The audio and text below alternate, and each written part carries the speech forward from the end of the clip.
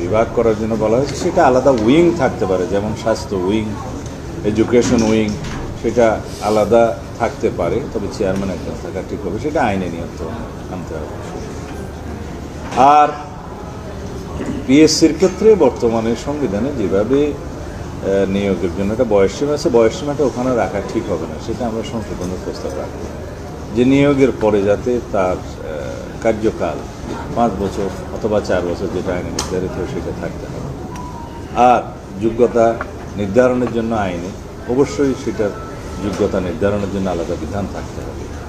তারপরে পিএসসির যে কোনো রকমের দুর্নীতি, জালিয়াতি, প্রশ্ন ফাঁস ইত্যাদি যে সমস্ত অভিযোগ অতীতে ছিল, সেগুলোর যথাযথ তদন্ত প্রক্রিয়ার জন্য একটা বিধান রাখতে হবে, এবং সেইগুলা নির্ধারণ করার পরে যারা সেই সমস্ত কর্মকাণ্ডের জন্য দায়ী, প্রচলিত আইনে তাদের বিচার এবং সাজা নিশ্চিত করতে হবে।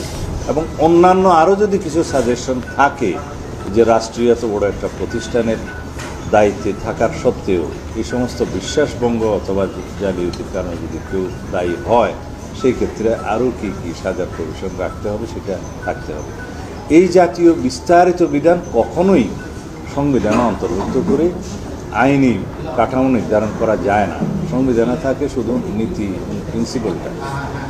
সেই জন্য আমাদের মতামত হচ্ছে এগুলো সব একটা প্রক্রিয়ার মধ্য দিয়ে, জাতীয় সংসদে বিস্তারিত আলোচনার মধ্য দিয়ে একটা শক্তিশালী আইন প্রণয়ন করতে হবে, যে আইন প্রণয়নের মধ্য দিয়ে পিএসসির চেয়ারম্যান এবং মেম্বারদের যোগ্যতা, তাদের নিয়োগের স্বচ্ছতা এবং তাদের জবাবদিহিতা এবং প্রতিষ্ঠান হিসেবে স্বচ্ছতা, যেটাকে আমরা বলি অ্যাকাউন্টেবিলিটি, ট্রান্সপারেন্সি অ্যান্ড যেটা বলা হয় যে আরেকটা কি, তাদের দায় দায়িত্ব, এগুলো নির্ধারণ করতে হবে।